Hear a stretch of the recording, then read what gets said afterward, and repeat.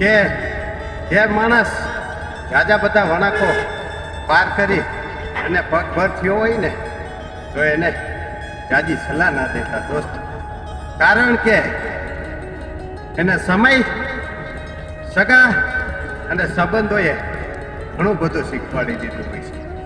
એટલે જ મને દાદ બાપુની એક રચના યાદ આવે છે કે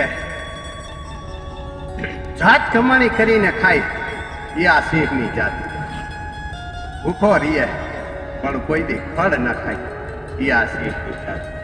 જાત કમાણી કરીને ખાય એ આ સિંહની જાત, ભૂખો રીએ પણ કોઈ દી ફળ ન ખાય એ આ સિંહ.